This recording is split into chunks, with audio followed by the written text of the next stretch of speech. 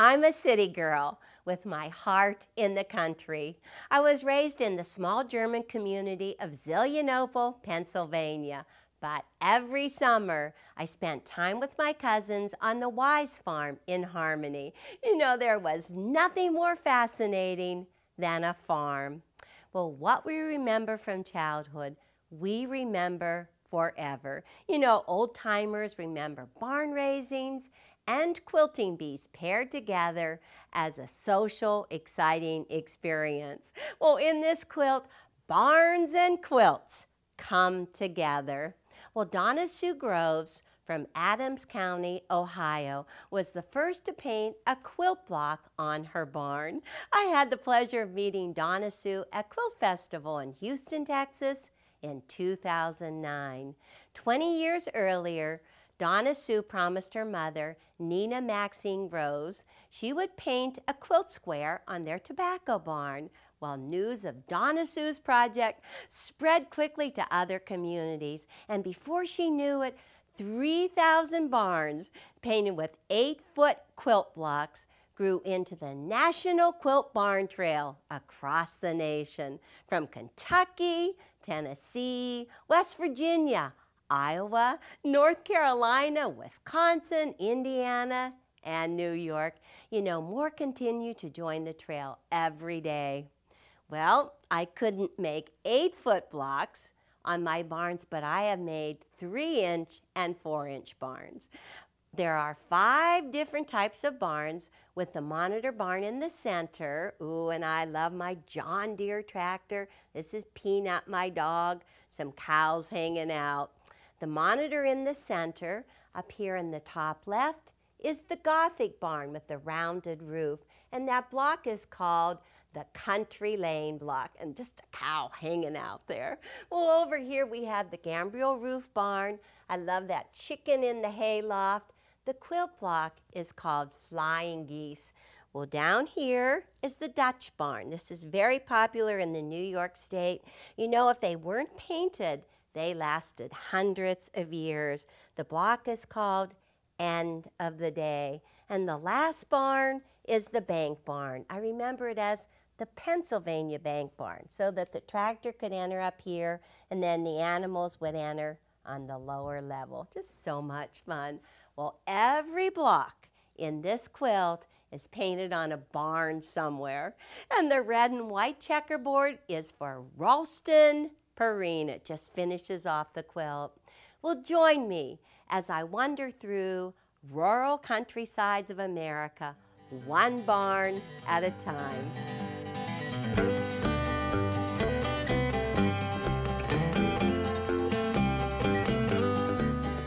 Most quilt blocks painted on barns are bright primary and secondary solid colors. They're just taken right from a child's paint box. Now, these colors are used so that the painted quilts can be spotted at a distance from the highway, even if you're driving 90 miles an hour. Well, gather up your fat quarters. Select at least 3 fat quarters in red, different textures, different values. Make them perfect for the barns. And then you're going to need some blues, bright blues, softer blues, different textures for the blocks. How about some yellow? Add a sunny disposition to your blocks. Now you need green. You're going to need green for the grass under the barn and some green for the blocks as well. Use different textures.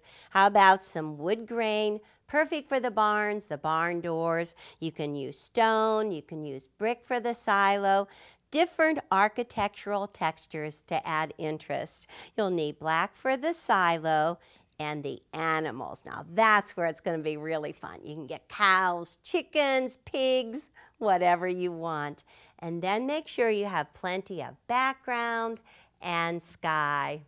Well, the block, the hole in the barn door, is known by many different names. It's also known as monkey wrench or churn dash. This is my favorite hole in the barn door. The fabrics are from my great Aunt Edna. She actually had a chicken farm, and these are the feed sacks. My Aunt Edna gave them to my mom years ago, and she had them in her broom closet. Could not stand to dust with them. One day I just cut them up. My favorite quilt. Well, the hole in the barn door is just so easy, but we're going to make a very little one, only 4.5 inches for our 18-inch monitor barn. The corners come from rectangles. They are 2.5 inches by 5 inches. I already drew a straight line down the middle and then 2 diagonal lines. And then I just sewed 1/4 inch away from both sides. Now the easiest ruler to use right now is the 6-inch square up ruler. Just cut it in half right down through the middle and turn your ruler on point so that you can just cut out all 4 at once. Now these triangles are a bit oversized, so we have to do some squaring up. This is the 6.5 inch triangle square up ruler. Put number 2 on the line. All of these pieces are 2 inches square.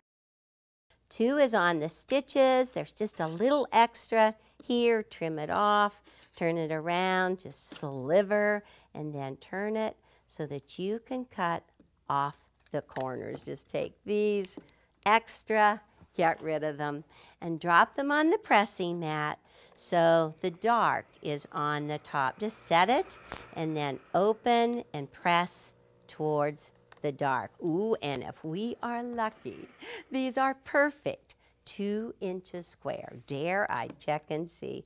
Perfect, 2 inches. Now, so the whole block goes together. These are 1 1/4 inch strips. Pieced together, and they also should be 2 inches. Looking good.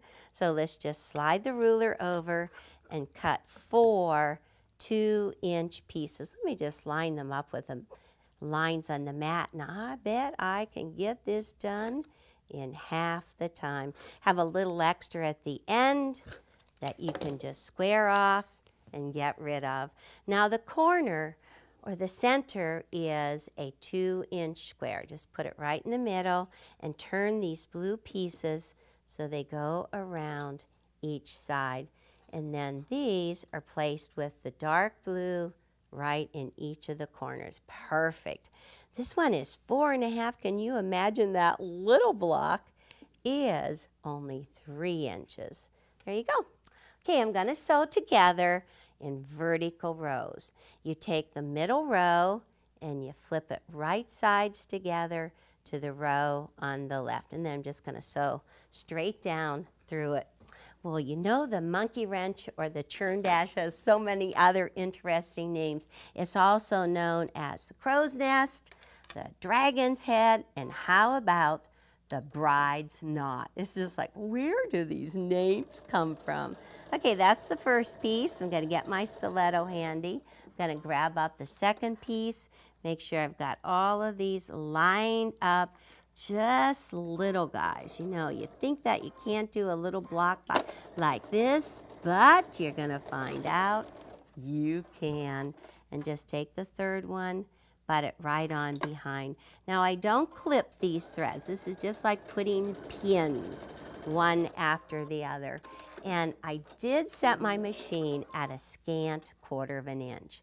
Okay, now just open this up, and you're just going to press those seams towards the corners. Open this one. This goes towards the center and then towards the corner. Let's see. They are like, oh, you've got your fingers. Okay, now all I have to do is take this row right here, and I'm going to just flip vertical rows, right sides together, and just sew right down along here. Well, when I was young growing up, I loved to go to my great Aunt Edna's farm. And besides her chickens, we loved her chickens, but she had an ice house, and it was down by a little stream. It was always cold. We went there all the time in the summer and had, oh, it was the best place to hang out because it was nice and cool. She always had cool milk in there to drink and cool water. Just so much fun on the farm. Okay, these are the vertical rows. And so all we have to do is just go back across the opposite way. Let's just open that up. We're going to flip right sides together, and we'll just take those seams away from the center. Line them up, lock them together away from the center. And this is what it looks like from the wrong side. Perfect. And then those last seams just press in towards the middle, and you'll have a great hole in the barn door. The monitor barn is next. The monitor barn is the most modern of all of the barns. It's also known as the Western barn or the Prairie barn. It has two levels. It has the tall level for the hay up here, and then this is the lower level for the horses, the cows, all the animals. It's easy to do, but you have to know the secret measurement. These two sides are cut at a special angle, and then the roof is actually at that very same angle. Well, I have my rectangles. I have barns, two barns, wrong sides together, my sky, wrong sides together. I'm just going to stack them up, and the secret measurement is 2 1/4. Just take your ruler and line it up at the edge at 2 1/4 inches. Put a little tick mark right there. Turn your ruler sideways, and then layer cut. These two pieces are mirror image, so that's why you really need to layer cut. Okay, take this extra, get rid of it. Now let's open them up. This is the sky right here. This is the right half, and then just open this up for the left half. Now the barn comes next. It's cut at the same angle, so it's gonna fit in there great. Right side and left side. Now to make the roof line, I have a 1-inch black strip that I'm just gonna put right in between these two pieces. And it's extra long so that you don't have to be that accurate on the first cut. So I'm just gonna work on the right side and just flip my black strip right sides together to my barn. Get it centered on there. You've got a lot hanging over on each end. Perfect. And so just sew with a 1/4 inch seam right down along there. Okay, press your foot down, put your needle in, no jamming. Let me shut up my machine and pedal. Okay, just stitch right along there. You've got plenty of angle. If you're doing both of the sides, you might as well assembly line sew them so you get them done quickly. Now, the seam is always pressed towards the roof. So just set your seam with the roof on top and open and press right into the roof so that you can accurately get the sky on here. It's best right now, take your ruler and your cutter and just line it up with the side of the barn. Cut this little guy off, get rid of that, and let's just turn this side around. Same thing, just cut that off, get rid of it. Now when you put the sky on, you have to be more careful. So flip it right sides together and let about a 1/4 inch tip hang out on that side, a 1/4 inch on this side. Just kind of get it centered right in there. Looking good. Well, this is the type of barn that when you're out driving, you will see many of these barns around. Just so typical. They're made of metal, they're made of wood, but they are just taking over the countryside. Okay, I've got it sewn on again, just like the first time. Put the roof on top, set the seam with the roof on top, open, and press towards the roof. Boy, I think I'm gonna have some rain come in this barn. Well, let's just go ahead and straighten that edge. That'll work just fine. Just sliver trim it off, straighten it out. No rain in this barn. We're raising the roof. Well, this is the one side, and wouldn't you know it, but I have both of them already finished. So this is how it's going to go right here on two opposite sides. Now the center is very easy to do. Let's just stack them up. Okay, the door is a nice wood grain, looks like this, and it's got a little strip down through the middle, a piece on top of the door, then comes the hole in the barn door, and then at the top, another piece that's exactly the same size. Long red barn strips just finish off this whole middle section. You can sew that together It's looking good already, but we're going to go and do that magic measurement all over again. So let me just pick this up like magic. It's already sewn.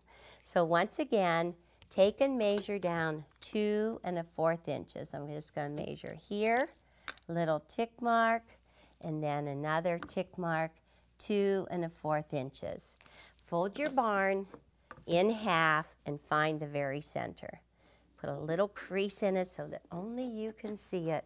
And then with your ruler, cut from the fold over to the 2 1/4 inch mark. This is exactly the same angle. One, and then right here, where's that center? Okay, there, and trim that off. Now it's also finished with a 1 inch wide strip. You're going to put on one side first, fold it out and trim it, and then do the second side. Sew it on and trim it. The sky is from 2 rectangles that are cut on one diagonal. Only need 1/2 of it. You can get rid of the other half because when you open that up, that's going to go right on like this, and the second one goes right on like that. Ooh, it is looking good. Well, I have one that's completely sewn together, and all I really need to do to finish the monitor barn is add some grass and some farm animals. Oh, I had so much fun cutting out some cows, a little chicken. He's missing his legs, but I'm going to stitch some in, and a pig right here. All I did was fuse paperback fusible web to the wrong side for 2 seconds, and then I just cut them out. All I need to do with these little animals is give a scratch along the edge, and then when you peel away the paper, you have the fusing on the back side. There. Fuse it in place for 8 to 10 seconds. Your monitor barn is done. A windmill is a great addition to the monitor barn. It goes right here beside the barn. And the best thing is, it's all fusible. Well, this is the placement sheet for the windmill. This is the tower right here, and the blades for the windmill at the top. All you have to do is take a piece of paperback fusible web, put it right on top of the pattern sheet, and just trace each piece in place, and then just place the fusible side of the paperback fusible against the wrong side of the fabric, fuse it in place for 2 seconds, and cut on the lines. Or if you want to save some time, you can purchase it already printed. That's fun.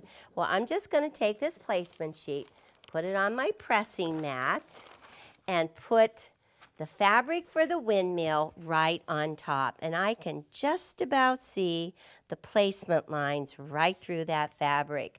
Well, the stand or the tower comes from this fusible bias tape. Just peel that paper away and then just place them on those lines. One down. See how easy this is? I love this. It's too hard to cut these nice narrow lines. Plus these are already finished, so you don't have to do anything with the outside edges. Okay, those are down. Now we've got some cross bracing going across right here to hold this thing all together. Just stack it up. Boy, you learn a lot about building in this lesson. Okay, that's the whole tower. Now, the blades are already trimmed out from our with our paperback fusible web. Just place those right on top. Now, originally when I fused these, I only fused for 2 seconds. But now that I'm getting in their final resting place, I can fuse for about 8 seconds. Little circle right in the middle. Peel this away and get that right on top. Well, this little guy is going to take me more than the whole windmill did. There, right there. Center it up. Perfect. Fuse in place for 8 seconds. Just hold it right down there. Get everything steamed and move it along. Make sure you have a good hot iron. Now, I'm going to just sew down the tower with a twin needle. But the blades are going to need to be stitched around the outside edge with a satin stitch. Oh, that's looking good now. Oops, one shifted. Well, we'll just have to get that one in place as well. Okay, now, I already have my twin needle set up. When you use a twin needle, you have to use 2 spools of thread in the top and actually pull them right down through and go one thread through each needle. Already have it set up with red thread, but you know, you really want to use black so you don't really see it. I'm going to line up that needle so that it goes right down the center. And once you start doing this, it goes very quickly. Just going to move right along there, go right up to the top, and you need to duplicate with each one of the other pieces, and then take a good look. And you can see that stitching right along there. So the monitor barn goes right, the windmill goes right beside the barn. Get those animals fused in place, and you're done. If you have a farmer or farmer's daughter in your family, it's thoughtful to make them a personalized quilt. Well, my assistant, Sue Bouchard, made this wall hanging. It has an 18-inch monitor barn and 6-inch blocks surrounding the center. The 3-inch owl fussy cut in the hole in the barn door block is for her grandmother. She loved owls. Well, Sue used fusible bias tape for bracing on the door. And then I just love that wood texture. It's great. Amy Potter quilted planks in the barn and grass sprouting up. Well, these cows are probably just waiting to eat it up. The tower on the windmill is stitched down with a twin needle, and the blades are sewn down with a straight stitch. Amy quilted puffy clouds in the sky, and then around each of the blocks, she quilted a different motif. In this one, she quilted a 1/4 inch away, and here she did a little wave stitching. It adds a lot of texture. And this one, she circled twice. They're just perfect. Well, both of Sue's parents grew up on 100-year-old farms in southeastern Iowa. She wanted to celebrate their heritage by dedicating this quilt to them. The pictures are of her parents, Robert and Miriam Hatch, their siblings, grandparents, and great-grandparents. Well, I know this one is her father, Robert, when he was a little boy.